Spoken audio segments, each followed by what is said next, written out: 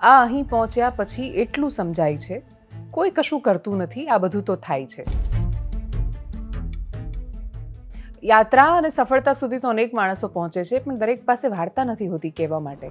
कोई पिता अपनी बेटी को हाथ में लेकर आ रहा है कि मैडम आप इसको ठीक कर देंगे, ये चल नहीं पाती है, इसका दिमाग काम नहीं करता है। और मैं सिर्फ ये बोलती थी कि मैं कुछ नहीं कर पाऊंगी, पर अंदर से एक दुख होता था कि हम कुछ नहीं कर पाऊंगी और इनको ऐसे जाना। फिर बोलते हैं आप यहाँ पे क्यों आई हैं? अगर कुछ कर नहीं सकते तो क्यों कर नहीं सकते तो आप क्यों इतना बड़ा कैंप लगा के बैठी हैं? मुझे लोगों ने बोला कि हम उस जगह होते तो हम मर जाते। मेरा ना एक बहुत अलग सा रूप स्टार्ट हुआ कि राम नाम जप, और वो इतना ज़्यादा हुआ कि मैंने शायद उसको 24 घंटे बैठ के राम नाम जप, हरे कृष्णा हरे रामा 6 महीने कंटिन्यूसली बोला है। जो महाभारत हुई या फिर जो रामायण हुई, जब द्रौपदी ने चिल्लाया था तो वो आया था मदद करने, लेकिन कुछ था जो अंदर बदल गया था, जो मैं किसी को समझा नहीं सकती थी, जो मैं सिर्फ महसूस कर सकती थी। तो जैसे ही पाँव रखा वहाँ पे, वो जो रोना नींद में था वो ही शुरू हो गया। तो जो दोस्त थे उन्होंने बोला कि तुम हैंकी ले लो, क्यों रो रही हो, ज़्यादा इमोशनल मत हो, ये तो होता है। मैंने कहा मैं खुश हूँ, ये क्यों बह रहे हैं मुझे नहीं पता, मैं कोशिश कर रही हूँ रोकने की, पर ये रुक नहीं रहे हैं। दर्शन हो गए, परिक्रमा हो गई, बैठे 1 घंटा तो कोई भी नहीं रोता है। 1 घंटे तक वो आंसू रुके नहीं, जैसे मंदिर से पाँव बाहर लिया वो बंद हो गए।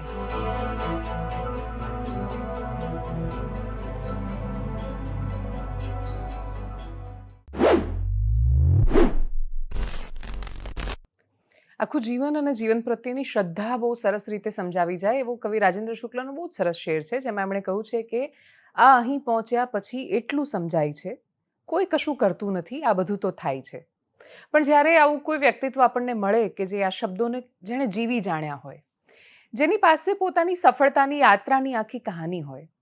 યાત્રા અને સફળતા સુધી તો અનેક માણસો પહોંચે છે, પણ દરેક પાસે વાર્તા નથી હોતી કહેવા માટે. એ વાર્તા કે જે વાસ્તવિક જીવનમાં જીવાતી હોય છે, એ વાર્તા કે જે કદાચ આપણને બધાને સમજાવી શકે એમ છે અને શીખવી શકે એમ છે કે જો કદાચ જીવનને આ દૃષ્ટિકોણથી લેવામાં આવે કે જીવવામાં આવે તો પછી સફળતા અને નિષ્ફળતા બહુ જ ગૌણ થઈ જાય છે, કેમ કે તમે બધું જ એના સહારે, ઉપરવાળાના સહારે છોડી દેતા હો છો. મારી સાથે એક ખૂબ સફળ ડૉક્ટર છે, પણ હું એમના ઇન્ટ્રોડક્શનમાં હું ખાલી એમને એવારા હોસ્પિટલના ડૉક્ટર નીરજ સુરી કે જે ENT સ્પેશિયાલિસ્ટ છે, માત્ર એ રીતે એમને ઇન્ટ્રોડ્યુસ નથી કરવા માગતી. હું એમને ઓળખાવા માંગુ છું એ રીતે કે જેમણે જીવનની યાત્રાને બહુ જ સરસ, સરળ અને સુંદર રીતે સમજી છે. અને કદાચ એમની એ સમજ આપણને બધાને એ સમજ પૂરી પાડવા માટે પૂરતી રહેશે કે માત્ર દ્રષ્ટિ બદલવાથી, દૃષ્ટિકોણ બદલવાથી અને श्रद्धा રાખવાથી यात्रा क्या नहीं क्या पहुंची सके छे. डॉक्टर नीरज सूरी, आपका बहुत स्वागत है. और मैं सोच रही हूँ कि कहाँ से शुरू करें, क्योंकि आपकी यात्रा बहुत इंस्पायरिंग है, और इंस्पायरिंग से भी ज़्यादा मुझे लगता है कि मैंने जो इंट्रोडक्शन में बताया कि इंसान जब कुछ भी शुरू करता है ना, तो उसके बाद वो हमेशा वो ऐसा सोचता है कि मुझे सक्सेसफुल हो जाना है, मुझे कुछ पा लेना है. लेकिन आपकी जर्नी को जब हम देखते हैं तो एकदम शुरू से शुरू करते हैं कि आपने कभी क्या खुद ऐसा सोचा था जब आप बहुत छोटे थे तब कि आपको यहाँ पहुँचना है, आप यहाँ पहुँच कर रहेंगे, लाइफ के गोल क्या थे, कहाँ से शुरू हुआ था, कहाँ से है आप? बिल्कुल पहले से शुरू करते हैं आपके बारे में जानने से. तो मैं ये कहूँगी कि जो मेरा जन्म हुआ वो दिल्ली के पास एक गांव है, वहाँ पे हुआ था। और आज भी मैं सबको हंसते हुए कहती हूँ कि मैं उस समय, मेरे फादर आर्मी में थे पर मदर विलेज में थी, तो मैं एक होम डिलीवरी हूँ। हाँ. और वहाँ से शुरू होती है सारी यात्रा कि फादर आर्मी में थे, तो हम लोग बहुत जगहों पे हर 2 साल के बाद जाते थे। और उस समय आर्मी में इतना पैसा नहीं होता था, तो हमें सिखाया जाता था कि आपको कैसे जीना है। तो एक सिंपल सा एक उदाहरण देती हूँ, जैसे हमारे शूज़ स्कूल में ब्लैक कलर के होते थे, तो मम्मी बोलती थी कि आपके काले रंग के जूते हैं और जूते खरीदने की ज़रूरत नहीं है, आपको कहीं पे भी पार्टी में जाना है तो आप वो आराम से पहन सकते हो। पर हमें ये भी सिखाया जाता था कि उनको सुबह शाम हमें ही पॉलिश करना है। तो उस उम्र में अपना काम कैसे करना है, अपने कपड़ों को कैसे तय बना के रखना है, सुबह उठना है जल्दी, आपको अपना बिस्तर कैसे ठीक करना है, वो जो एक डिसिप्लिन लाइफ थी वो थोड़ी वहाँ से फादर ने सिखाई थी। और जैसे साल में 2 नए कपड़े मिलते थे और उन 2 कपड़ों में ही आपको या तो बाहर जाना है या पार्टीज़ में जाना है, वैसे ही जीना है। तो कहीं वहाँ से ये आया कि इतना बहुत है। बट मैं कभी भी मैं ये कहूँगी कि मैं बहुत ज़्यादा पढ़ाई में बहुत अच्छी थी, ऐसा नहीं था। तो जब मैं 10th क्लास में आई, तो मेरे शायद 74% थे। आजकल तो लोगों के 99% आते हैं। और उस समय मैं यहाँ पे केवी शाहीबाग में पढ़ती थी।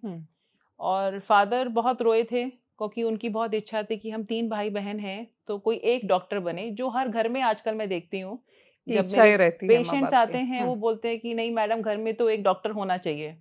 तो मुझे कहीं वो रिलेट होता है कि घर में एक डॉक्टर होना चाहिए। तो फादर को बहुत था कि एक डॉक्टर बने और जो लड़की है घर में वो बने। और जिस टाइप के मार्क्स थे, जिस तरीके से मैं पढ़ती थी, उनको कहीं नहीं लगा कि मैं कुछ करूँगी मेरी लाइफ में। पर जब 11th में आई तब सब कुछ होता था, हमारे पास मैथ्स, बायो सब कुछ था और मैं बहुत ज़्यादा अच्छी नहीं थी पढ़ाई में। तो फादर को कहीं लगा कि उनको जो उन्होंने अपनी पढ़ाई की है, कहीं न कहीं उनको मुझे अब बैठ के पढ़ाना पड़ेगा। तो मेरे ट्यूशन्स नहीं होते थे, क्योंकि हमारे पास पैसे ही नहीं थे इतने कि हम ट्यूशन्स करें या फिर हम क्लासेस करें। और उस समय मेरिट के ऊपर एडमिशन्स होते थे। तो फादर उस समय नागालैंड में पोस्टेड थे और हम लोग अहमदाबाद रहते थे। मैं अपनी मदर के साथ कैंटोनमेंट में रहती थी। तो वो नोट्स बना के भेजते रहते थे, वो मुझे पढ़ने होते थे।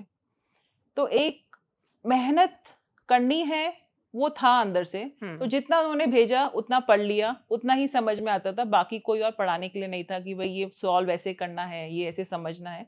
जो आजकल मेरे को लगता है बच्चों के पास बहुत ऑप्शंस हैं। हाँ, बहुत ज्यादा। यहाँ पे जाके ये सीख लो, ऐसे कर लो, ये क्वेश्चंस को सॉल्व करो आप।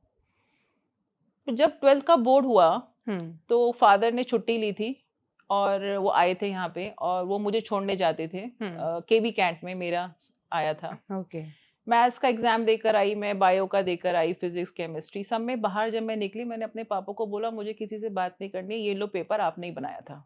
क्योंकि आपने जो सिखाया था वही जो सिखाया था बस वही आया। अब मैं ये क्या कहूँ कि शायद 20% मेरी मेहनत थी और 80% शायद कुछ कृपा थी कि मुझे कहीं जाना था। तो जब रिजल्ट आया तो उस समय अजमेर में हम लोग फोन करते थे जानने के लिए कि क्या सीबीएसई का रिजल्ट आया। तो शाहीबाग में सिविल हॉस्पिटल के बाहर, कैंटोनमेंट के बाहर एक गेबर कॉम्प्लेक्स है। वहाँ पे एक छोटा सा एसटीडी बूथ था। वहाँ मैं अपनी मदर के साथ गई थी कि मार्क्स पूछने हैं क्या आए हैं। और जब उन्होंने 99, 99, 100 ऐसे लिखवाए तो मैं तो चक्कर खा के नीचे गिर गई। और मैंने मम्मी को बोला कि आप फोन कर लो, ये मेरे मार्क्स नहीं है, ये शायद किसी और के बता दिए हैं। तो वो चीज़ अंदर आना कि ये मेरे ही हैं, मुझे शायद हफ्ता लग गया कि ये मार्क्स मेरे ही हैं। उसके बाद क्या हुआ, एक मेरिट बनी और मेरिट में मेरा नंबर पूरे गुजरात में सीबीएसई के उसमें शायद 21वां था। वाओ। और फादर को बहुत था कि मैं सिविल हॉस्पिटल बीजे में पढ़ूं। पर मुझे कहीं पे भी नहीं लग रहा था। तो मैं उनको बोलती थी हमेशा कि डैडी नहीं, एलडी इंजीनियरिंग कॉलेज है, नडियाद का है, यहाँ पे चले जाएंगे, यहाँ पे चले जाएंगे। तो वो चुप रहते थे हमेशा। तो जिस दिन काउंसलिंग का दिन आया, अब ये भी बहुत ताजुब की बात है कि मेरे आगे जो 19 लोग थे या 20 कहूंगी मैं, वो सबने इंजीनियरिंग उठाई। और ऐसा होता नहीं है, मेरा पहला नंबर बीजे में लगा। वाओ। तो इसको आप किस्मत कह लीजिए, क्योंकि कैंटोनमेंट में जितने लोग हमें जानते थे वो उन सबको ऐसा हुआ। मतलब मेरी मदर को आके पूछने लगे आपने बच्ची को कैसे पढ़ाया है। मुझे लगा कि मतलब कैसे पढ़ाया है। अब ये किसी को बोले कि कहीं भी किस्मत भी काम करती है, और वो कैसे काम करती है मुझे नहीं पता, पर आपको जहाँ पहुँचना होता है आप पहुँच जाते हो। तो उस तरीके से मेरा एडमिशन यहाँ पे B J medical college civil hospital में हुआ। तो वो जो जर्नी थी, अब पढ़ाई में मैं हमेशा कहूँगी मैं बहुत अच्छी नहीं रही हूँ। एमबीबीएस में भी वही हाल रहा मेरा। पर मैंने अपने फादर को एक चीज़ बोली थी कि आपने इतना किया है, बहुत है, अब मुझे मेरी ज़िंदगी आगे से आप करने दो, मुझे आपसे कुछ नहीं चाहिए। बिकॉज यहाँ पे एक चीज़ बहुत अच्छी थी कि जो गर्ल्स की एजुकेशन है वो फ्री है। तो कोई फीस नहीं थी मेरा फ्री में था सब कुछ। और मैं अपनी बुक्स थी वो सीनियर से ले ली थी पढ़ने के लिए। तो फादर के ऊपर कभी लोड नहीं आया कि मुझे पढ़ाना है। फर्स्ट MBBS गया, सेकेंड MBBS की मुझे एक कहानी याद है। हमारी अभी भी मैडम है वहाँ पे, डॉक्टर चेतना देसाई, माइक्रोबायोलॉजी में। ओके। तो जब मेरा फाइनल एग्जाम हुआ तो उन्होंने मुझे बोला कि आपको पास क्यों किया जाए। तो मैंने बोला कि मैं चुप रही, अभी क्या बोलूं, मैडम कुछ बोलूंगी तो फेल कर देंगी। तो मगर नहीं, तुम बैक बेंचर हो, तुम दिखी नहीं कभी भी, तुम प्रॉक्सी लगवाती थी, तुम पढ़ी कब हो। तो मैंने बोला कि मैडम आप देख लीजिए, मैंने प्रैक्टिकल किया है, इफ़ यू फील आपको लगता है तो पास करना, नहीं तो आप जो करेंगे ठीक है, मैं फिर से आऊँगी वापस। समहाउ उन्होंने मुझे पास कर दिया। बट उस समय भी क्या था कि आपका फर्स्ट सेकंड थर्ड जो प्रॉफ होता है उसके मार्क्स के ऊपर आपको पीजी मिलती है। ओके। तो फर्स्ट में मार्क्स अच्छे नहीं थे, सेकंड में मार्क्स ख़राब थे। मुझे लगा कि शायद मुझे एनाटमी या फिर कोई पढ़ाने वाली जो बच्चों की लाइन है शायद वो मिल जाएगी मुझे। पर मैं बनना चाहती थी सर्जन। ओके। वो बहुत था कि मेरे को सर्जन बनना है। थर्ड MBBS में जब आए तब मुझे लगा कि अभी क्या करें, अभी तो मार्क्स ही नहीं है, क्या मिलेगा, पीजी भी मिलेगी या नहीं मिलेगी। तब फादर तो थे नहीं जो पढ़ा सकते थे आके। एक डॉक्टर हैं, doctor Vimal Modi, he is orthopaedic surgeon, और पता नहीं वो फरिश्ता बन के आए। उन्होंने जो भी किया मेरे थर्ड MBBS में, मेरी रैंक उस समय 250 बच्चे होते थे, 250 बच्चों में से मेरी 15 नंबर की रैंक आई थी। और उसने मेरा पूरा मेरिट चेंज किया। तो मैं ये कहती हूँ कि जो अब समझ में आता है कि जो लोग आते हैं वो शायद आपको कहीं पहुंचाने के लिए आते हैं, क्योंकि वो अचानक से आते हैं। तो जनरल सर्जरी जो रैंक मेरी बनी, जनरल सर्जरी मैं करना चाहती थी, नहीं मिली। ऑप्थैल करना चाहती थी, नहीं मिली। गायनेक करना चाहती थी, नहीं मिली। अब बची ENT। अब ENT ले ली। जब ENT ले ली तो जो फर्स्ट डे जो सिविल हॉस्पिटल में E6 वार्ड है वहाँ पे हम जाते थे, तो मैं गई रात में कि मेरा एडमिशन हुआ है। तो मेरे सीनियर थे डॉक्टर अंकित सिंघानिया, तो उन्होंने बोला कि क्यों ली। अच्छा। तो मैंने बोला यही मिली। पता है ना, हमें लड़कियां पसंद नहीं है। अच्छा, ENT में लड़कियां नहीं होती उस थी? समय लड़कियां बहुत कम होती थी और वहां पे सब लड़के थे। तो मैं चुप हो गई। फिर जब नेक्स्ट डे गई तो मेरे धीरे धीरे अनुभव होने लगा। लेकिन ENT में भी मेरा ओवरऑल एक नॉर्मल रहा। मैं बहुत ज़्यादा अच्छा नहीं किया, बहुत वो नहीं किया।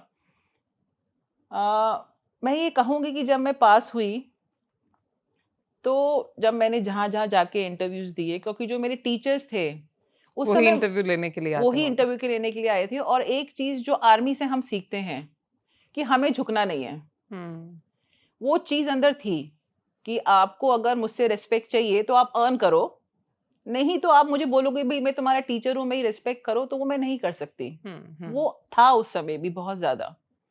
तो यही टीचर्स आए मेरा इंटरव्यू लेने के लिए, और फर्स्ट मेरिट होते हुए भी, ओके मैं गोल्ड मेडलिस्ट थी, मेरे को 0 मार्क्स दिए गए। तो जो सीट थी जो मुझे मिलनी चाहिए थी वो मुझे नहीं मिली, AP की सीट थी। अच्छा। तो बहुत निराशा हुई। और मुझे याद है उस दिन सुबह मैं बस सिविल हॉस्पिटल से पकड़ के गांधीनगर सिविल, तब सिविल नहीं था, वो सचिवालय का एक ऑफिस था, मैं वहां पे थी। और पूरा दिन रात के 8 बजे बाहर चाय के गल्ले पे बैठ के मैंने बहुत चाय पी है, सिर्फ ये जानने के लिए कि यार 0 मार्क्स मिले हैं और अब ये सीट नहीं मिलेगी। मैं कुछ ट्रस्ट हॉस्पिटल में गई कि मुझे कहीं जॉब मिल जाए, लेकिन बहुत फेलियर और रिजेक्शन था, क्योंकि सब ये बोलते थे कि आपका एक्सपीरियंस नहीं है, आप क्या करेंगे, आपको क्या आता है। फ्रेश पास आउट जो होते हैं, हमें लगता है कि हम जो पास होते हैं हमें लगता है ऐसा कि हमने कुछ तीर मार लिया, लेकिन जैसे ही आप दुनिया में बाहर निकलते हो आपको समझ में आता है कि आप कुछ भी नहीं हो। ये जब सारी कहानी हुई, एक और करमसद में जाके मैंने इंटरव्यू दिया तो उन्होंने मुझे बोला तुम रात में इमरजेंसीज नहीं करोगी, हमें तो लड़के चाहिए। तो वो जितना रिजेक्शन और फेलियर था उस समय मुझे लगा कि गुजरात में कुछ भी मिल नहीं रहा है, मैं छोड़ के चली गई। लेकिन मैं जब गई बाहर और मैंने जो चीज़ें सीखी, और मैंने इतना सीखा कि शायद जो लोग यहाँ पे थे उतना भी नहीं वो सीख पा रहे होंगे। मैंने बहुत सीखा और थोड़ा पैसा कमाया। तो मैं वापस आई, और जब मैं वापस आई तो उस समय मेरा ब्रेक था क्योंकि मेरा छोटा बेबी भी था एक। तो उस समय एक 16 सिविल नया बना था और सीट निकली थी, तो मुझे सबने बोला यहाँ पे अप्लाई कर लो। फिर मुझे वही याद आया, कि यही लोग रिजेक्शन ही मिलने वाला है। रिजेक्शन ही मिलेगा, वही लोग आएंगे इंटरव्यू लेने के लिए, फिर से नहीं लेंगे, कितना सहन करोगे? हाँ, एक के बाद फेलियर। तो सबने बोला इंटरव्यू तो दे दो, फिर जो होगा देखेंगे। तो मैं पहुंच गई इंटरव्यू देने के लिए। 40 लोग आए थे और एक सीट थी, ओह, और वही टीचर सामने, और वही उनको 5 साल बाद में याद आ गई कि ये वही लड़की है। ये सुनती नहीं है किसी की भी। तो मैं चुप, वो भी चुप। तो टीचर ने मुझसे पूछा, डॉक्टर विकास सिन्हा थे, और भी टीचर्स थे वहाँ पे, तो कि इस चीज़ की डेफिनेशन बताओ। तो मैंने कहा सर डेफिनेशन मत पूछिए, आप ये पूछ लीजिए सर्जरी कैसे होती है, क्योंकि थ्योरी नहीं आती है, प्रैक्टिकल चीज़ें पूछिए मुझसे, क्योंकि मैंने वही सीखा है, मैंने किताब नहीं इतनी पढ़ी है। गुस्सा आ गया इस बात पे कि ये कैसे जवाब दे सकती है ऐसे। समहाउ पता नहीं क्या हुआ, मैं कहूँगी शायद आपके पर्दे के पीछे वो क्या कहानी हुई कि मुझे शाम को ये पता चला कि वो सीट मुझे ही मिली है। ओह, जो मेरे लिए एक बहुत ही आश्चर्य की बात थी कि ये कैसे हुआ, पर शायद कुछ लोग थे जो मुझे जानते थे और जिन्होंने शायद बोला था कि इसको लेना है। और वो मैं कहूँगी कि इट वाज कहीं पे सब जगह, चाहे मैंने अपनी 12th क्लास देखी या मैंने MBBS देखा अपना, या मैंने जॉब देखा, कहीं पे उसका हाथ था जो मुझे समझ में नहीं आता था कि ये चीज़ें कैसे हो रही हैं, पर मिल रही हैं। चलो वहाँ पे मिल गया, 16 में मैं जाने लगी। उसके बाद मैं गांधीनगर सिविल आ गई प्रमोशन लेकर। फिर 2013 में मुझे डॉक्टर शेख थे उस समय, प्लास्टिक सर्जरी के हेड, अभी रिटायर हो गए हैं सर। उन्होंने मुझे बोला कि नीरज तुम कॉकलियर इम्प्लांट्स क्यों नहीं करती हो? तो मैंने कहा कि सर काफ़ी है, सिविल में होता है, मुझे नहीं करना है, शांति की ज़िंदगी है, जीने दीजिए। उन्होंने 1 हफ्ते के बाद फिर से बोला कि तुम क्यों नहीं करती? मैंने कहा सर बोला ना आपको नहीं करना है मुझे।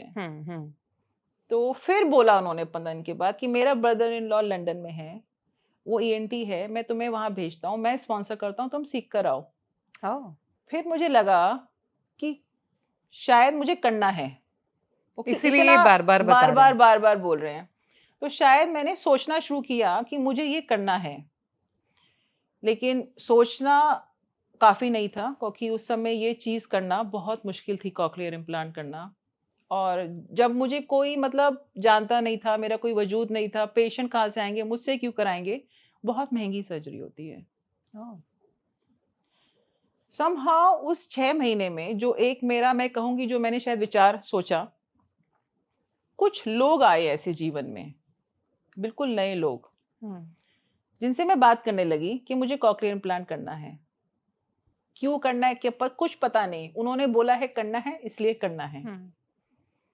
तो उन्होंने बोला, जो उस समय कमिश्नर सर थे, कि सिविल में होता है, हम लोग गांधीनगर सिविल भी स्टार्ट कर सकते हैं। तो वो ऐसा लगा कि जैसे मैंने सोचा और मुझे ऐसे मिल गया, पर वो मिलना बहुत नहीं था। बट शायद जिंदगी वहां पे बदली थी, क्योंकि मुझे ये समझ में आया कि जब मैंने वो बच्चे देखे, मैंने कुछ कैंप्स किए, मुझे लगा मुझे कैंप्स करने जाना पड़ेगा, क्योंकि पेशेंट्स ये चल के नहीं आते हैं, मुझे जाके इनसे मिलना पड़ेगा।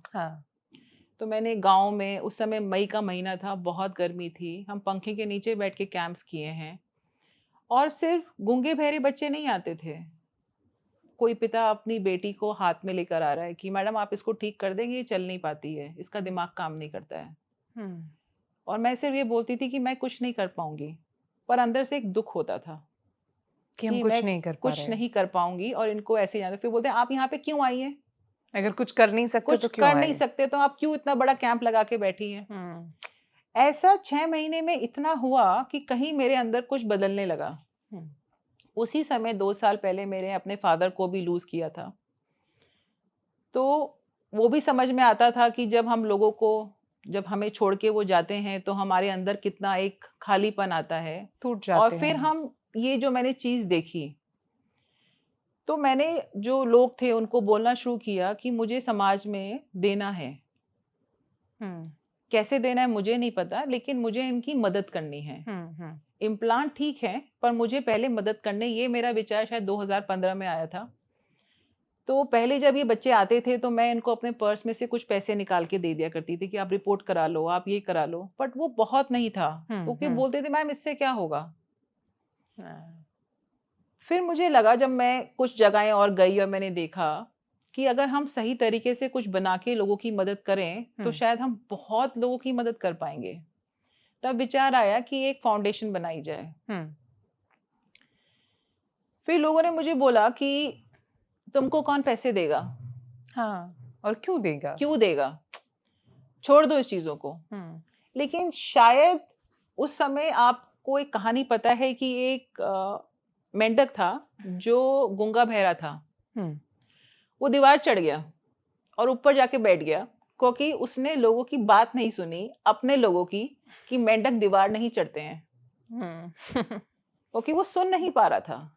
तो शायद मैं सुन नहीं पा रही थी कि मुझे लोग क्या बोल रहे हैं। मुझे बस कुछ करना था जो अंदर से एकदम से आ रहा था कि मुझे लोगों की मदद करनी है।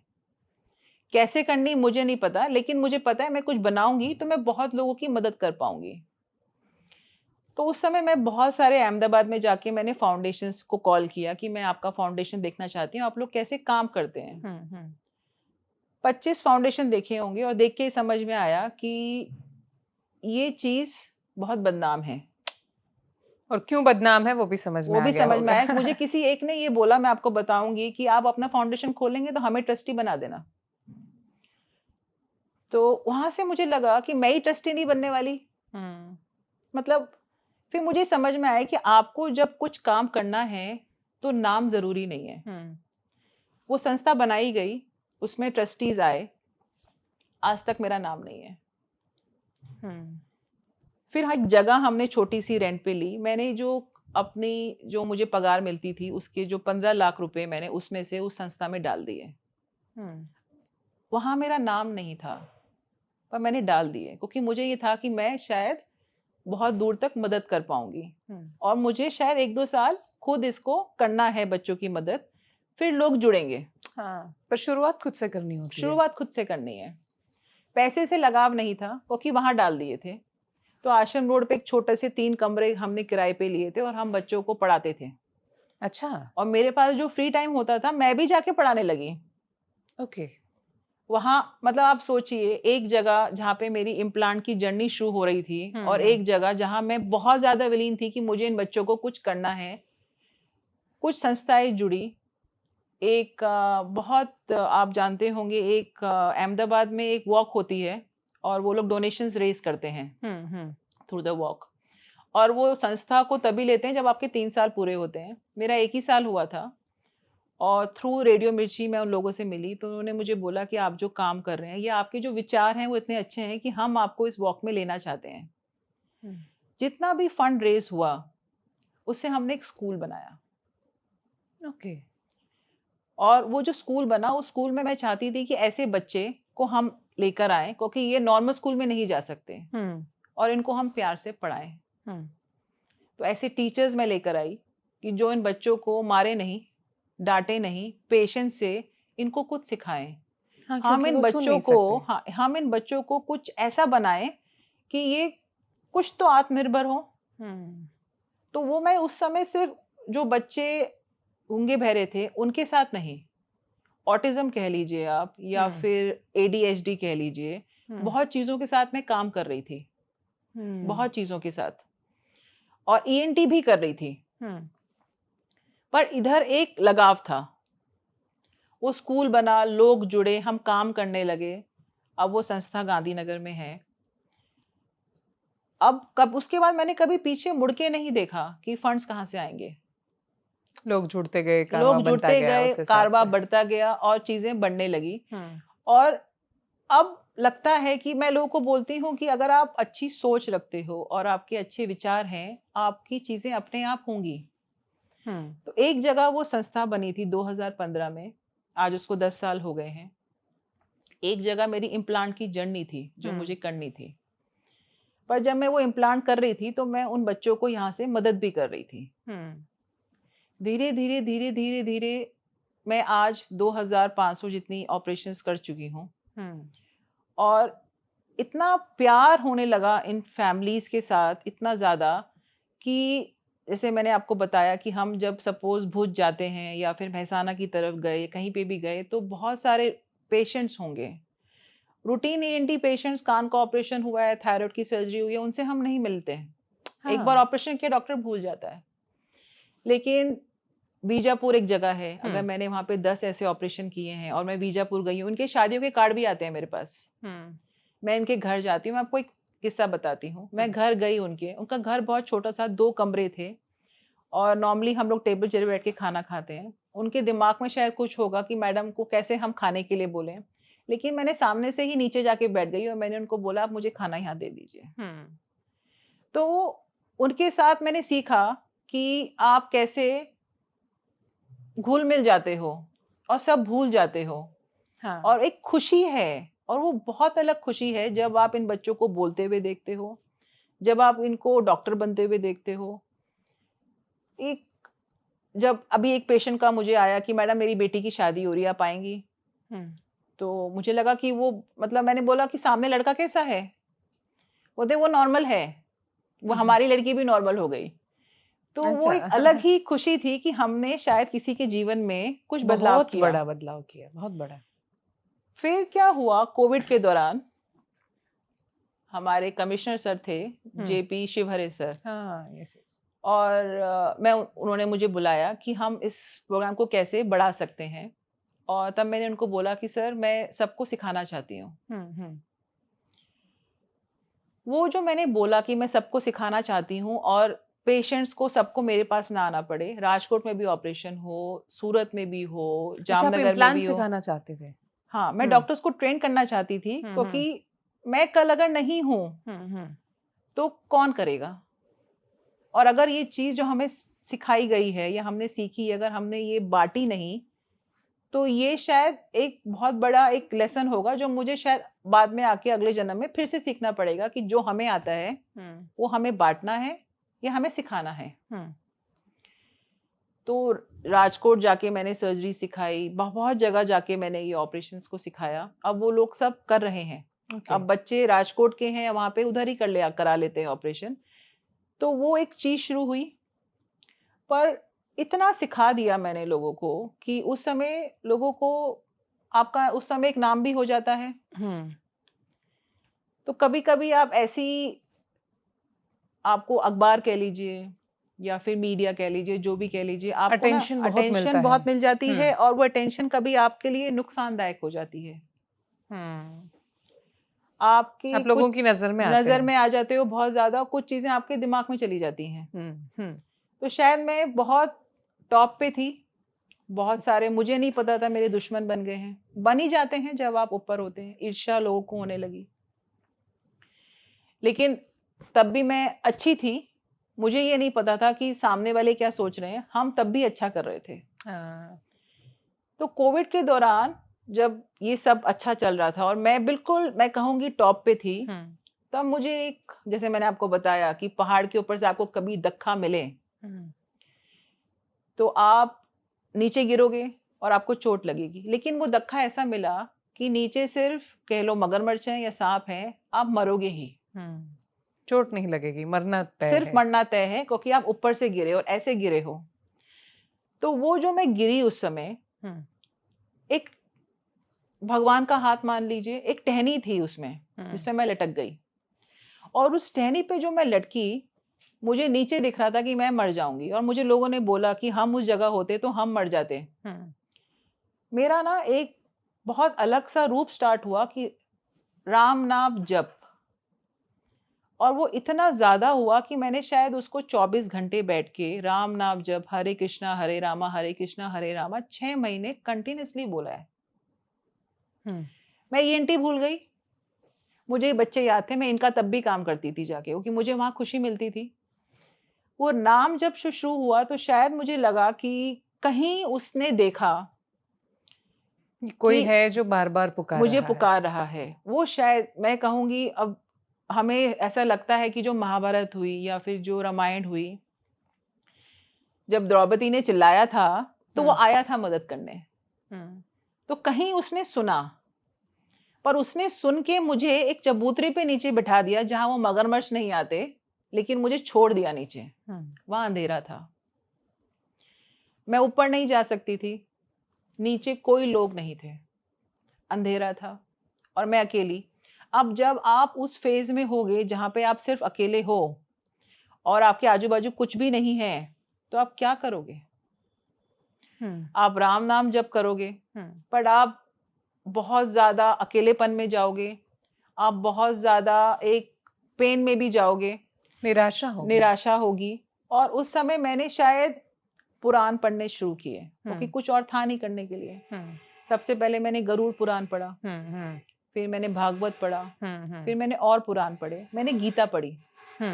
और उससे पहले भी मैं 2 बार गीता पढ़ चुकी थी, लेकिन जब मैंने उस समय वो गीता पढ़ी तब मुझे समझ में आया कि गीता में जो लिखा है अगर वो हर इंसान समझ ले तो आपको आपकी जिंदगी का सारा मूल वहीं लिखा है।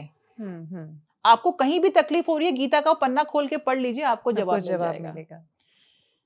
वहां पे मुझे समझ में आया कि जब ये लड़ाई हो रही थी, कृष्णा था, पांडव थे, अर्जुन था और भीम था, तो एक नारायण शस्त्र छूटा था। और कृष्णा ने पांडव को बोला सबको कि तुम लोग सारे के सारे झुक जाओ। वो झुक गए। भीम नहीं झुका, उसने बोला मैं लड़ूंगा उस नारायण शस्त्र के सामने। तो कृष्णा ने उसको पकड़ के झुकाया, क्योंकि वो पता था कि वो कृष्णा साथ में है, लेकिन वो जो नारायण शस्त्र है वो जिसको लगेगा वो इंसान मर जाएगा अगर वो झुकेगा नहीं। तो मैं कुछ भीम जैसी बन गई थी कि मैं लड़ूंगी। मुझे ये समझ में आता है गीता जब पढ़ी कि आपको सब लड़ाइयां नहीं लड़नी है कुछ छोड़ देनी है, कहीं झुक जाना है।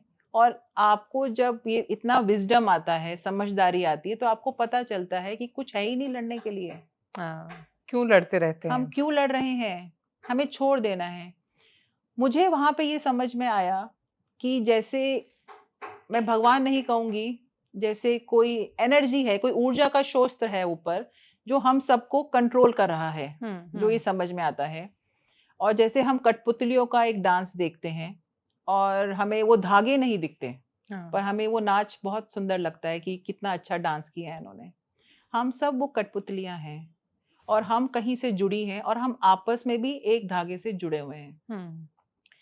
तो जब हम कुछ कंट्रोल ही नहीं कर रहे हैं, कोई और कंट्रोल कर रहा है, और जब कंट्रोल नहीं कर रहे हैं और जब हमसे कुछ कंट्रोल हम जब करने जाते हैं तो उसका हमें एक फल मिलता है।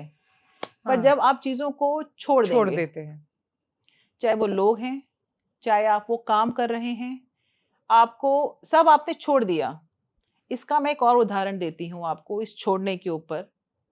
कृष्णा हमेशा एक वन में जाते थे और वहां पे जितने भी फल फूल जितने भी थे सबको बोलते थे कि मैं तुमसे प्यार करता हूँ। सब उनको वापस बोलते थे हम भी तुमसे प्यार करते हैं। गोपियां ये देख के बहुत खुश होती थी। एक दिन कृष्णा एक बैम्बू प्लांट था उसके पास गए और घूरते रहे उसको। तो उन्होंने बोला, उसने पूछा उससे, कृष्णा से, कि आज क्या हुआ, आप मुझे ही क्यों देख रहे हैं? बोलता है मैं तुम्हारी जिंदगी चाहता हूँ। तो उसने पूछा क्यों? बोलता है कोई और रास्ता नहीं है, मुझे बहुत दर्द होगा, मैं आप मुझे काटेंगे तो।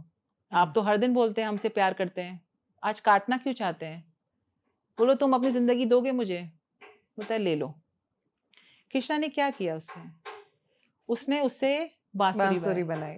उसने छोटे छोटे काड़े किए और वो उसके पास 24 घंटे रहने लगा।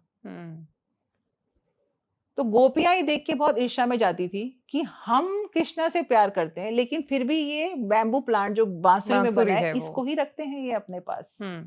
तो वो उसके पास गई, बांसुरी के पास, और उन्होंने पूछा कि ऐसा क्या था जो तुम हमेशा रहते हो 24 घंटे इनके साथ और हमें नहीं मिल रहा वो सुख? तो उस बांसुरी ने बोला मैंने समर्पण किया है, सौंप दिया था खुद को, सौंप दिया है अपने आप को। तो जैसे जैन दीक्षा लेते हैं, जब आप सौंप देते हैं, आप कुछ कंट्रोल नहीं करना चाहते हैं, आप सब कुछ जाने देते हैं, तब वो आपसे बेपनाह मोहब्बत करता है। और फिर आपको वो सब चीजें मिलने लगती हैं जो आपने सोची भी नहीं थी कि ये कैसे हुआ। तो अब हम वापस आते हैं कि जब मैं वहां थी तब मैं धक्का लगा था और धक्का लगे थे और नीचे ही थी। उस समय मैं सिविल में ही थी, गांधीनगर सिविल में सरकारी नौकरी करती थी, मुझे पगार मिलती थी, मैं बहुत खुश थी। मुझे लोग बोलते थे आपकी जिंदगी अच्छी है, आपको पगार मिल जाती है, आप कंफर्ट में हो, घर देखिए, बच्चे देखिए, सेफ्टी सिक्योरिटी वो सब। लेकिन कुछ था जो अंदर बदल गया था, जो मैं किसी को समझा नहीं सकती थी, जो मैं सिर्फ महसूस कर सकती थी। और उस समय एक ऐसा हुआ जून 24 में कि मुझे किसी ने उठाया और मुझे ऊपर लेके चल दिया। मुझे नहीं पता मैं कहाँ जा रही थी, बट मैं किसी दिशा में चल दी थी। मुझे लगा पहाड़ के ऊपर तो कोई जहाँ से गिरी थी उसको भी क्रॉस कर दिया। मुझे लगा यहाँ पे भी नहीं छोड़ रहे, कहाँ लेके जा रहे हैं। और कुछ लोग आए, ऐसे नए लोग जिनको मैं जानती नहीं थी, और वो लोग मेरी मदद करने लगे। और जून 24 में हम उस संस्था के लिए ही जगह ढूंढ रहे थे जो आपने शुरू की थी। मैंने। आज तक मेरा नाम नहीं है, किसी को नहीं पता है कि हमें इसके लिए जगह देखनी है, कि कल मैं हूं ना हूं ये चल रही है। तो लेकिन जितनी भी जगह गांधीनगर में देखी, क्योंकि संस्था गांधीनगर में, तो गांधीनगर में ही देखी। मैं अहमदाबाद रहती हूँ। एक जगह बहुत पसंद आई, पर वो संस्था के बजट के बाहर थी। पर वो जगह इतनी अच्छी लगी कि मैं 7 दिन नहीं सोई कि ये लेनी है। कुछ ऐसे लोग आए, कुछ ऐसा हुआ कि वो जून 24 में सोची और अगस्त 5 को वो जगह मैंने ले ली। और अगस्त 5 2024 में मुझे नहीं पता था कि मुझे प्राइवेट करना है। तब भी आप सिविल में थे? सिविल में ही थी, मैं उधर ही काम करती थी, और जितना काम आता था उतना करती थी बस। 29 अगस्त को मैंने वो किसी को बोला यहाँ पे आप एक हॉस्पिटल बनाइए, और उसके बाद मुझे नेदरलैंड्स जाना था। तो वो काम दे दिया। तब मेरे दिमाग में था कि ये बनेगी बिल्डिंग, टाइम लगेगा इसको, जैसे भी है कुछ लोग यहाँ काम करेंगे, मैं सिविल में ही काम करूंगी। क्योंकि लोगों ने मुझे बोला आपने सिविल में इतना काम किया है, आपने इतने ऑपरेशन किए हैं, आपने न्यूबॉर्न हियरिंग स्क्रीनिंग स्टार्ट की है, आपने सरकार के साथ काम किया, आप काफी सारे प्रोजेक्ट्स लेकर आई हैं, तो आपका नाम उधर ही है, आप उधर ही हैं, तो आपको लोग वहीं से पहचानेंगे। तो मैंने कहा ठीक है, वहीं रहते हैं, ये कोई और चला लेगा, मैं शाम को आ जाऊंगी यहाँ पे थोड़ी देर के लिए। मैं 1 सितंबर को नेदरलैंड्स गई 2024 में। जैसे मैंने आपको बताया था, एक बहुत अद्भुत घटना हुई है कि रात को सोते समय बहुत गहरी नींद थी, मुझे सपने नहीं आते हैं, बिल्कुल नहीं आते हैं, लेकिन मैं रो रही थी। और रोते रोते कुछ दिख रहा था, मैं हाथ उठाना चाहती थी, लेकिन वो एक स्लीप पैरालिसिस था। और आ जाओ आ जाओ आ जाओ आवाजें आ रही थी। ये तब था जब सब पुराण पढ़ चुकी थी, गीता समझ चुकी थी, मैं अपने आप को समर्पण कर चुकी थी।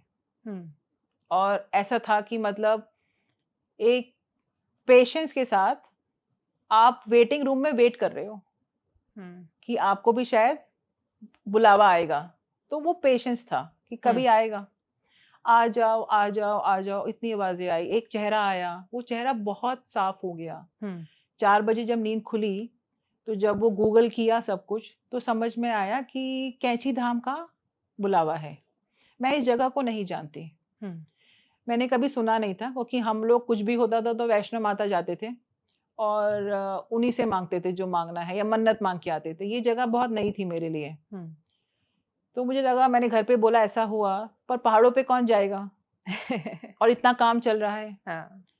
पर शायद जाना था, और वो आया था बुलावा। नवंबर 24 में आगरा में एक टॉक आई, और तब मैंने अपने दोस्तों को बोला कि मुझे वहां जाना है, तो उन्होंने कहा हम भी चलेंगे। शाम के 6:30 बजे हम पहुंचे, और 7 बजे मंदिर बंद होने वाला था। तो जैसे ही पाँव रखा वहां पे, वो जो रोना नींद में था वो ही शुरू हो गया। तो जो दोस्त थे उन्होंने बोला कि तुम हैंकी ले लो, क्यों रो रही हो, ज्यादा इमोशनल मत हो, ये तो होता है। मैंने कहा मैं खुश हूँ, ये क्यों बह रहे हैं मुझे नहीं पता, मैं कोशिश कर रही हूँ रोकने की, पर ये रुक नहीं रहे हैं। दर्शन हो गए, परिक्रमा हो गई, बैठे 1 घंटा। 1 घंटा तो कोई भी नहीं रोता है। 1 घंटे तक वो आंसू रुके नहीं। जैसे मंदिर से पांव बाहर लिया, वो बंद हो गए। मुझे नहीं समझ में आया वो क्या हुआ, वो क्या था, नहीं समझ में आया। लेकिन इस जो मेरी जर्नी जो पिछले 4 साल चली, उसमें जैसे मैं बहुत ज़्यादा मेडिटेशन भी करती थी, तो इसमें ऐसे लगा, दो आवाजें आई मुझे जब मैं अंदर थी वहां पे, कि कल एक बंदर को खाना खिलाना और अगले साल तुम फिर आओगी नवंबर में।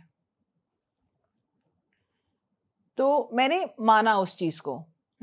जैसे मैंने आपको बताया, अगले दिन जब सुबह उठी 4 बजे, मैं 4 बजे उठ जाती हूँ और मैं मेडिटेशन करती हूँ, क्योंकि मेरे लिए मेडिटेशन अब ऐसा है कि ऊपर से मुझे ऊर्जा लेनी है। अगर मैंने नहीं ली तो मैं दिन नहीं चालू कर सकती अपना। तो मुझे कुछ चीज़ें फिर दिखाई देने लगी। जैसे मुझे लगा वाइट साड़ी में मुझे लोग दिख रहे हैं, तो मुझे लगा शायद घर में कुछ होने वाला है, जो बहुत अजीब चीज़ें थी। लेकिन उन्होंने बोला मुझे, जो आया मुझे, कि तुम मुझसे नहीं मिली हो, मैं सिद्धि माँ हूँ। और जो दोस्त आए थे उनके लिए कुछ चीज़ें आई। अब मैं आपको इसके बीच में एक चीज़ बताती हूँ कि मेडिटेशन जो हम कर रहे हैं, मुझे ये समझ में अब आता है कि हम एक दिमाग के साथ पैदा हुए हैं, जो मैं आपको भी बताऊंगी क्या होता है। और meditation is no mind state, जहाँ पे आपसे आपके आजू वाली चीज़ें बात करती है, क्योंकि आप अपने आप से बात ही नहीं कर रहे हो। तो उनके लिए जो मैसेजेस थे मैंने दे दिए, और जो उन्होंने बहुत कैजुअली लिए कि हाँ तुम तो बोलती रहती हो, आज की डेट में वो सच है।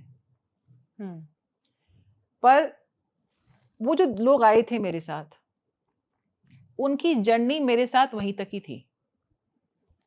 मेरे बहुत अच्छे दोस्त थे, बस जर्नी वहीं तक थी। मुझे नहीं पता था मेरी जिंदगी में क्या होने वाला है। जब मैं वापस मंदिर गई सुबह दर्शन करने के लिए, तो सिद्धि माँ का मंदिर था पीछे। एक बहुत ही, मैं आपको कहूंगी देवयांशी, एक अलग टाइप का फेथ जो कभी नहीं आया मुझे जिंदगी में, एक आया कि कोई है। वो पैदा हुई श्रद्धा, वो श्रद्धा हुई कि कोई है, और इससे कुछ मांगने की जरूरत नहीं है, ये कुछ है। मैं उनका फोटो लेकर आई, नीम करोली बाबा का। वहां जाके मुझे पता चला कि यहाँ पे कैसे कैसे लोग आए और क्या क्या हुआ है, और मुझे नहीं पता था। उससे पहले नहीं पता था आपको? नहीं, वो सपने में आया था। ओके, तो आपको ये स्टीव जॉब्स वाली कहानियां वो कुछ नहीं पता था? नहीं, बिल्कुल नहीं पता था। वापस आ गए।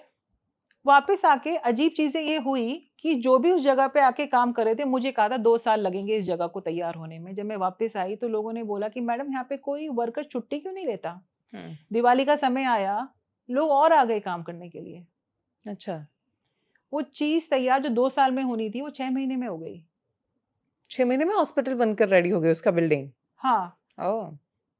और आप मानेंगे नहीं, नॉर्मली क्या होता है, जब हॉस्पिटल रेडी होता है आप ढूंढने जाते हैं स्टाफ को।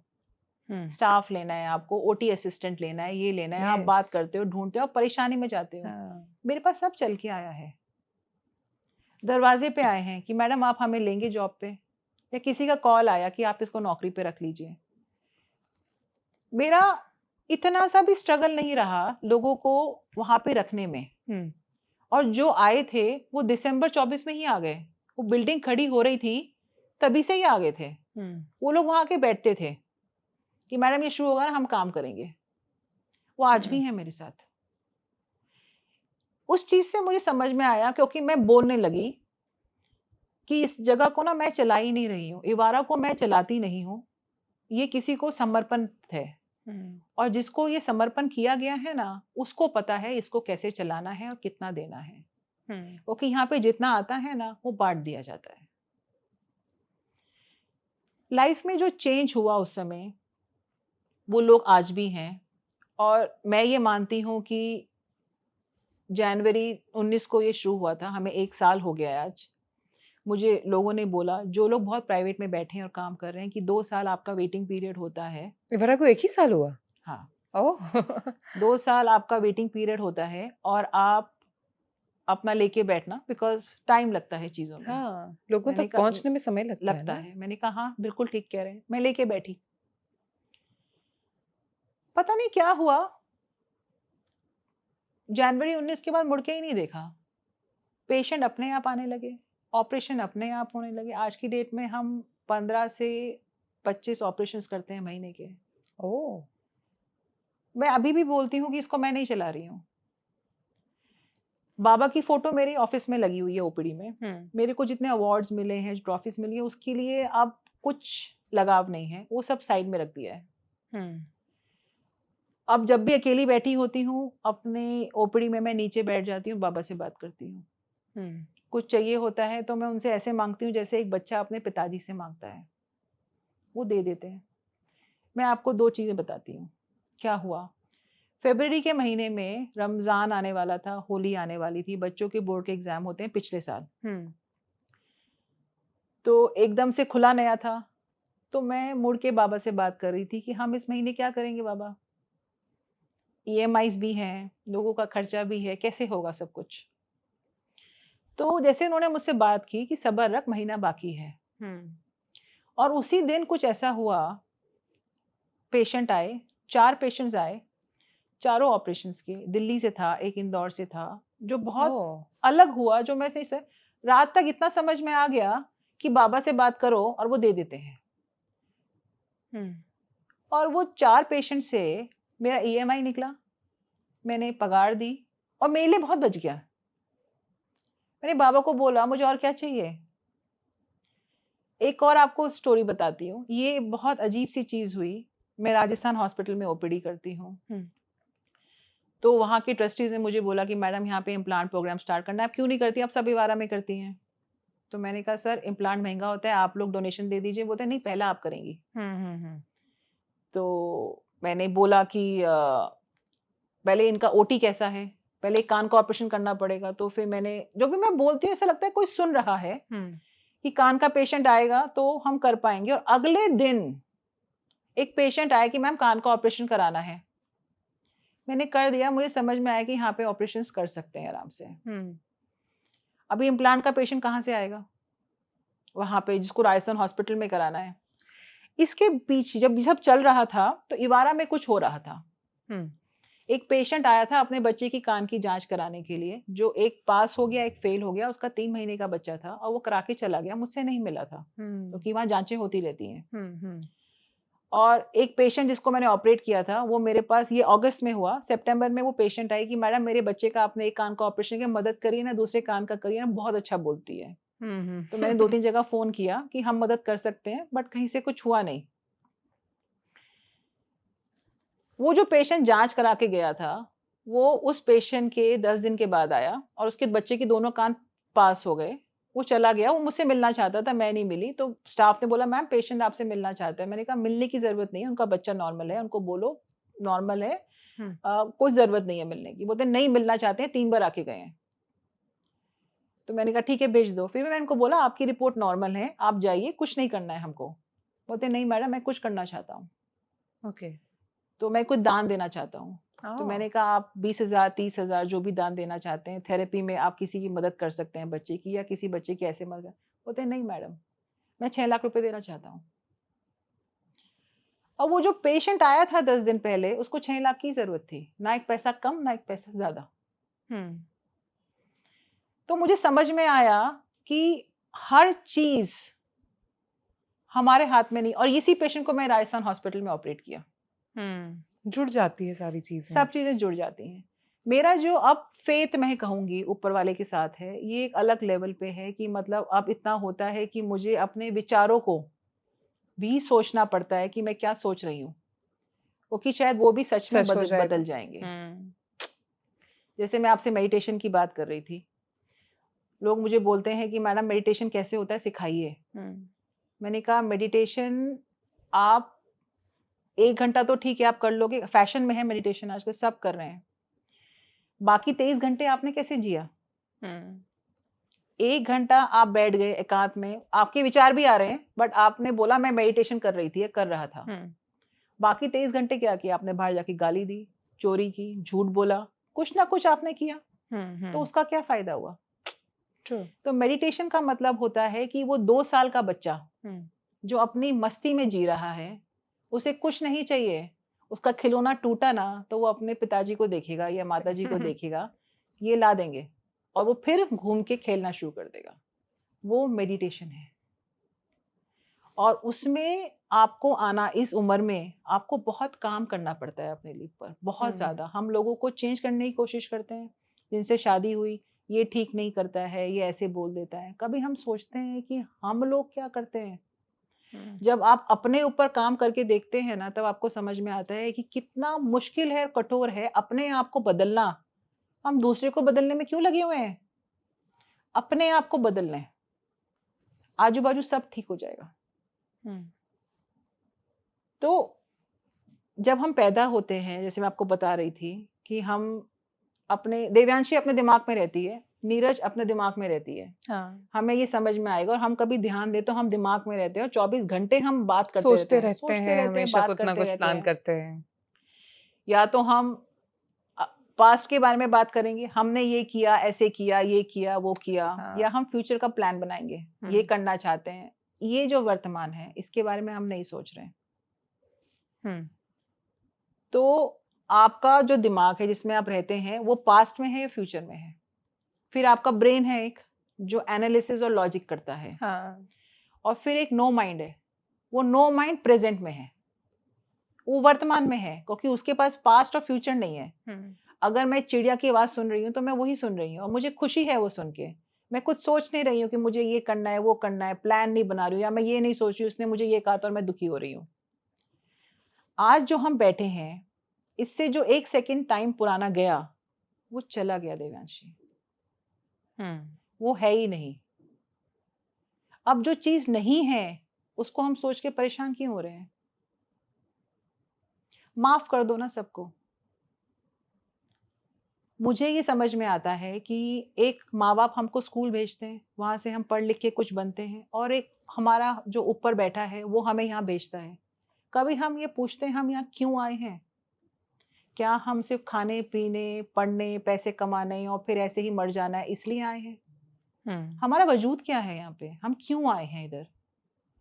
तो हम लोग, उसने हमें इसलिए नहीं भेजा कि हमें पैसे कमाना है, नाम कमाना है, दैट इज प्लस प्लस। उसने हमें इसलिए भेजा है कि आप उसका प्यार बांट सको। जैसे वो आपको प्यार करता है, क्या आप सामने वाले को कैसे प्यार कर सकते हो? हम जब इधर आते हैं तो मैं आपको कहूंगी, मोह, माया, गुस्सा, अहम, ये 5-6 चीजें हैं जिससे हमारा एक अटैचमेंट आता है। हाँ। और अटैचमेंट से हमारा डर पैदा होता है। तो हम ये चला गया तो चाहे वो पैसा है, इंसान है, या कुछ भी है, इज्जत है, कुछ भी है, ये चला गया तो एक डर पैदा होता है। तो हम हर स्थिति में एक डर में जी रहे हैं। जब आपने बताया कि धक्का लगा, तो आपके साथ भी ऐसा हुआ होगा कि जिसको पाने की इतनी उम्मीदें की थी, जो पाने के लिए बहुत मेहनत की थी, वो अचानक से हाथ से छूट गया, ऐसा लगा होगा। तो उस वक़्त फिर कैसे मैनेज किया? उस वक़्त ऐसा नहीं लगा कि अब गिर गए हैं, कभी खड़े नहीं हो पाएँगे? और आज जब देखते हैं तो वो सब गलत साबित होता है। उस समय जो था वो एक ऐसा पीड़ा का समय था कि जब आपको जो लोग जानते हैं वो अनजान बन जाते हैं। मुझे वो लगा कि शायद वो मुझे सिखाना चाहता है कि मैं इस चीज के लिए नहीं आई हूं यहाँ पे, कि कुछ लोगों के आसपास। मैं चाहती तो उस समय जो था, उस समय मैं बहुत एक कड़वाहट वाले व्यक्ति बन सकती थी। सबके साथ बदला ले सकते हो आप, आपके साथ कुछ हुआ आप गालियां देना शुरू कर सकते हो। शायद मैंने अलग रुख अपनाया। मैंने सीखा, क्योंकि मैं शास्त्रों में गई थी, और वहां से मैंने सीखा सबसे पहला क्या करना है, सबको माफ कर देना है। सबको माफ करना है, सबको प्यार करना है। तो जब सबको माफ करना शुरू यहाँ से किया, तब मैं अपने आप से, मुझे समझ में आया कि मुझे अपने आप से भी प्यार करना है, क्योंकि मैं अंदर रहती हूँ। तो आप जो पूछना चाह रहे हो कि वो जो मेरा फेस था, और तो शास्त्र, मुझे ऐसा लगता है अब कि स्कूल में फिजिक्स, केमिस्ट्री, मैथ्स, बायोलॉजी पढ़ाई जाती है, एक क्लास शास्त्रों की भी करनी चाहिए। बहुत ज़रूरी है हमें ये जानना कि हमारे शास्त्रों में क्या लिखा है, को हम जो जी रहे हैं ना, उसका सारा जवाब वहां लिखा है। अब समझ में आता है कि ऐसे ही लोग क्यों मिलते हैं। मैंने बहुत काम किया अपने ऊपर, मैंने बहुत सारे पैटर्न्स ब्रेक करने की कोशिश की। अगर मैं बोलती हूँ कि ये इंसान आया और ये धोखा देके चला गया, ये इंसान आया कुछ लेके चला गया, ऐसे ही लोग मिल रहे हैं, तो मैंने वो पैटर्न ब्रेक किए हैं। ऐसा सोचना बंद किया। नहीं, मैंने काम किया है। आपको सबसे पहले अपने आप को प्यार करना है, और वो सेल्फिश नहीं होता है, क्योंकि जब आप अपने आप से प्यार करोगे तभी आप सामने वाले से कर सकते हो। आप डिटैच होना शुरू कर देते हो। तो वो जो सारा प्रोग्राम मैं चला रही थी, वो जो सब चीज़ें मैं कर रही थी, अक्टूबर 14, 2024 में रात को 10 बजे मुझे एकदम से बहुत स्ट्रांगली आया कि मुझे इसको छोड़ना है। और मैंने अपने हस्बैंड को बोला कि मैं छोड़ना चाहती हूँ। उनको मैंने 11 बजे बोला, तो उन्होंने मेरी तरफ देखा और उनको लगा कुछ फ़ायदा नहीं है बोलने का। ये तय कर चुकी ये है। तय कर चुकी है, इसको छोड़ना है। और मैं क्या करूँगी मुझे नहीं पता था, क्योंकि मैंने जितना बसाया था वो सारा छोड़ने वाली थी मैं। एक झटके में, एक रिज़ाइन करके कि मैं सब छोड़ रही हूँ। और फिर मैं पीछे मुड़ के देखना नहीं चाहती थी। क्या होगा अब, ये वो जो फेथ था ना, वो सपने से आया था और मुझे कहीं जाना था, वो मैंने सारा छोड़ दिया। फिर एक जिनको मैं बहुत मानती हूँ, दादा हैं, उनके पास मैं गई और मैंने उनको बोला कि मैं ये कर रही हूँ, मैंने कर दिया है। तो उन्होंने मुझसे पूछा कि तुम्हें कैसा लगेगा कि 2 साल बाद तुम्हें लोग भूल जाएंगे कि तुम कौन थी, नीरज कौन है। मैंने उनको बोला मैं चाहती भी नहीं लोग याद रखें। आज अगर मैं बोलती हूँ कि मैं ये हूँ या मैंने ये किया, मुझसे बोला ही नहीं जाता है। लोग मुझे बोलते हैं स्टेज पे कि मैडम आपने क्या क्या किया, बोलिए। मैंने कहा मैं नहीं बोल सकती हूँ, आएगा ही नहीं अंदर से, क्योंकि मैं हूँ कौन। क्योंकि आपको पता है किसी ने आपसे करवाया, किसी ने आप करवाया। जरिया बने। जब हर दिन सुबह हम जागते हैं, लेकिन मुझे ये समझ में आता है कि आपकी आंखें, आप तभी जागते हो जब आपको ये पता चलता है कि आप यहाँ क्यों आए हो। हम बहुत सुनते हैं, लोग बोलते हैं ना हम मरते ना हम जीते। मैं अब ये बोलती हूँ कि जो काम मैं अभी नहीं कर पाई हूँ वो फिर से आके कर लूंगी, क्योंकि मुझे आना है। सब कुछ अभी नहीं करना है।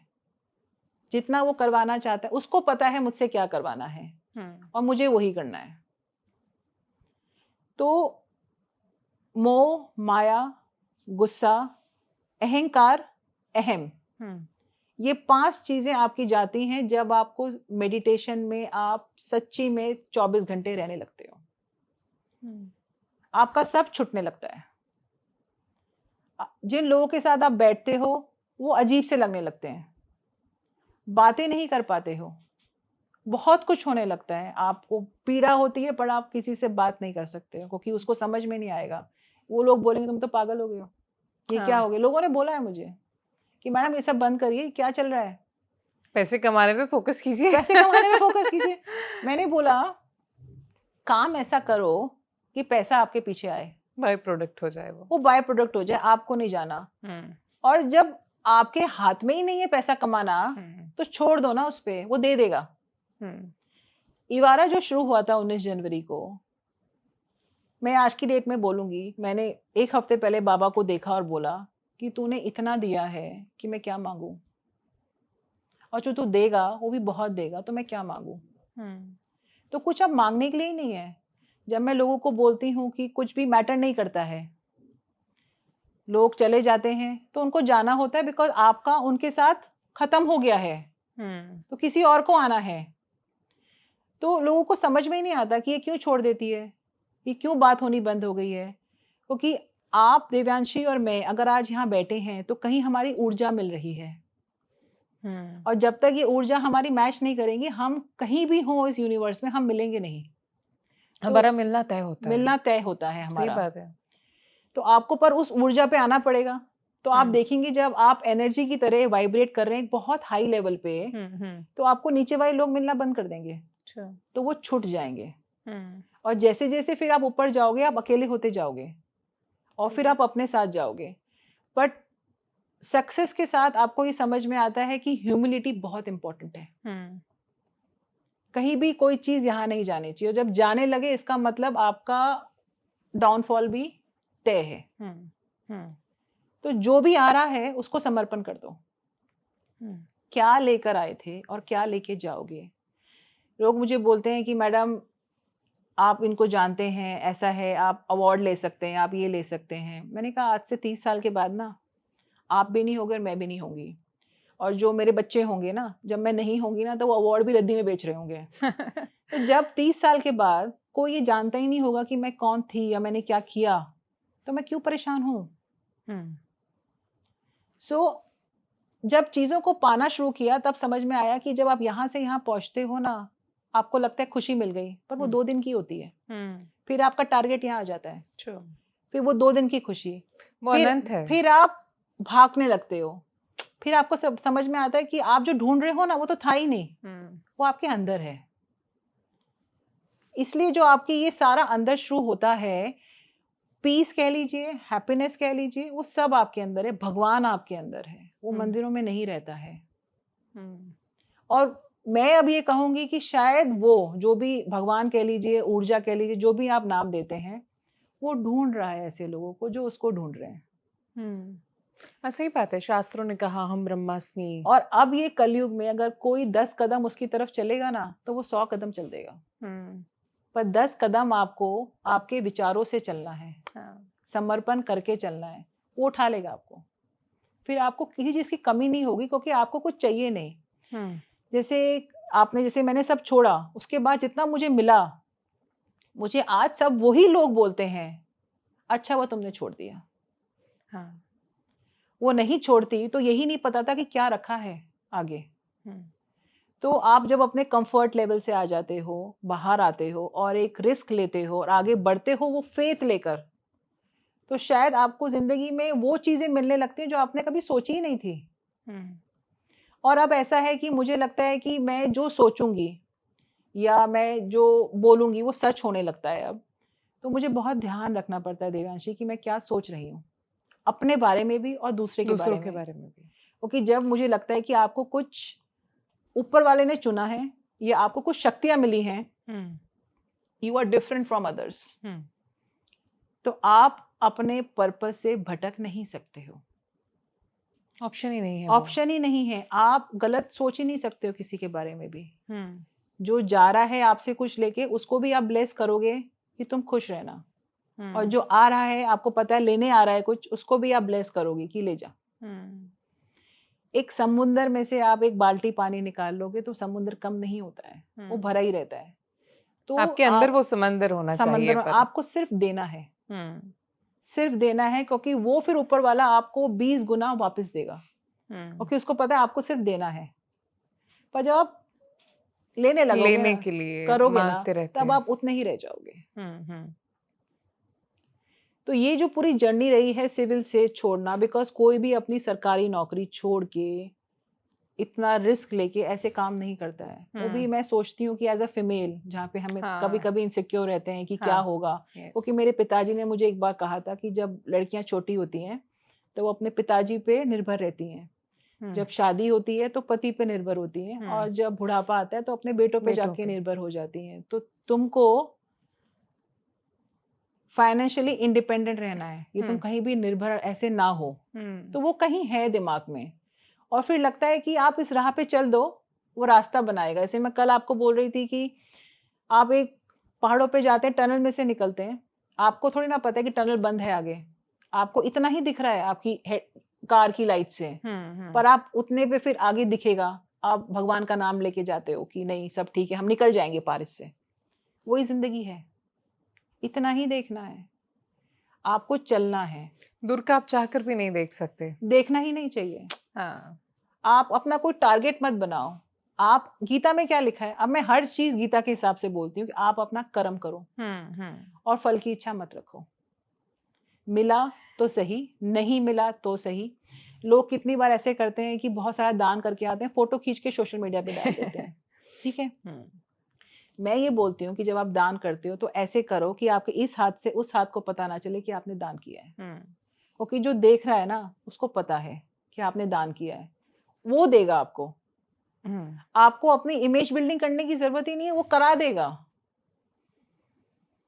तो वो जिंदगी एक बहुत खूबसूरत हो जाती है। मुझे दादा ने कहा था, जब ये सब मेरा चल रहा था, जब मैं नीचे गिरी थी, उन्होंने मुझे एक चाबी का गुच्छा दिया, उस पर लिखा था बी फियरलेस। उन्होंने मुझे 2 लाइनें बोली, कभी भी जिंदगी में, क्योंकि वो बहुत ज्यादा पॉलिटिक्स में ऐसे रहते हैं, कभी भी जिंदगी में खाना कैसे मिलेगा मत सोचना, और आज रात को छत मिलेगी नहीं मिलेगी मत सोचना, क्योंकि जिसने तुम्हें भेजा है ना वो तुम्हें वो उसकी खाना और चिंता छत कर दे रहा है। देगा। वो बात जब मैं वहां थी, नीचे थी अकेली, तब मुझे समझ में आई कि मैं परेशान क्यों हूँ, कि यहाँ नाम कर लूँ, ये टॉक मिल जाए, ये स्टेज मुझे मिल जाए, मुझे ये अवार्ड मिल जाए। मुझे समझ में आया कि निडर, आप जब निडर होगे तो क्या होगा, सबसे पहले आपका अटैचमेंट जाएंगे, अटैचमेंट जाएंगे तो कहाँ क्या चला गया, मोह माया अहंकार अहम सब चला गया, तब आप जाके निडर हुए। और जब आप निडर हो जाते हो ना, जब आपको किसी का डर नहीं है, तो आपको फर्क ही नहीं पड़ता कि लोग क्या बोलते हैं।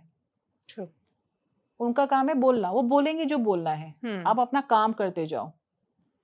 तो अब जिंदगी वैसी हो गई है, जैसे आप मुझसे कल पूछ रहे थे कि ये कैसे होता है कि जब पेशेंट्स आते हैं, मैं देव्यांशी दिन में शायद बहुत पेशेंट्स नहीं देखती हूँ, बट अगर 20 पेशेंट मैंने देखे तो मैं सबको सोचती हूँ कि शायद मैं आधा पौन घंटा दूँ, मैं उनसे बात करना चाहती हूँ।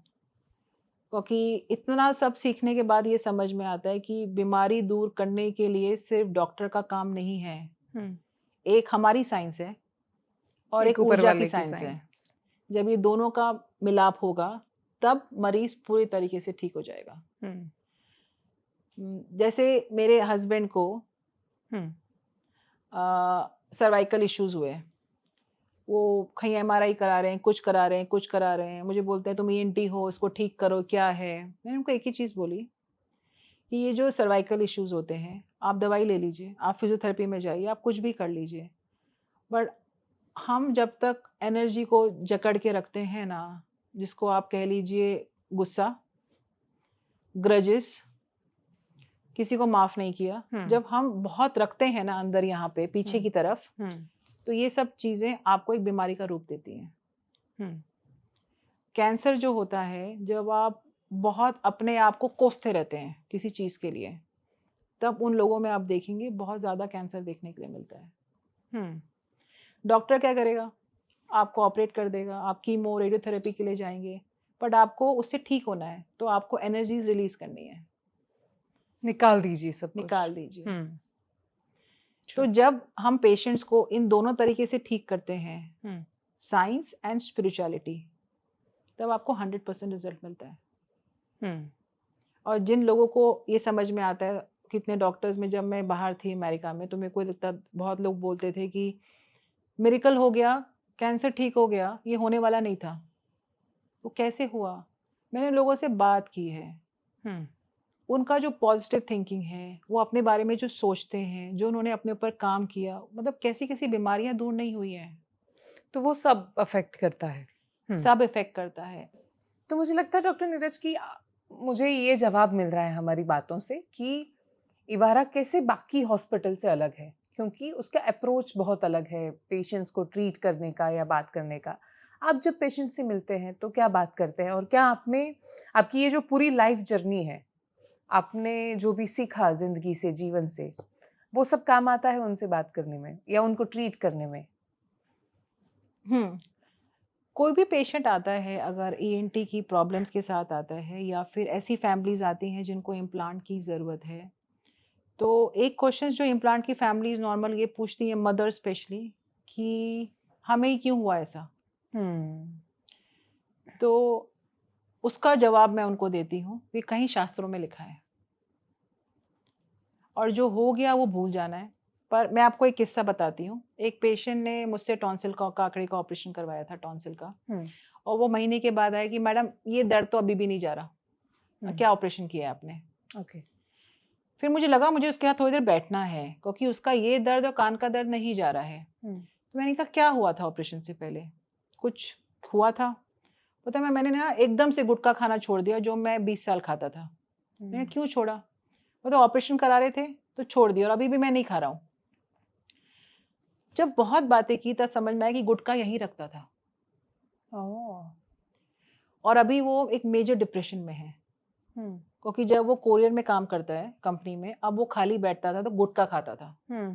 अब वो गुटखा नहीं खा रहा है, अब वो घर आके चुपचाप सो जाता है। वो दोस्तों से मिलना बंद कर दिया उसने, क्योंकि उसको जो दोस्त है वो गुटखा खाते हैं।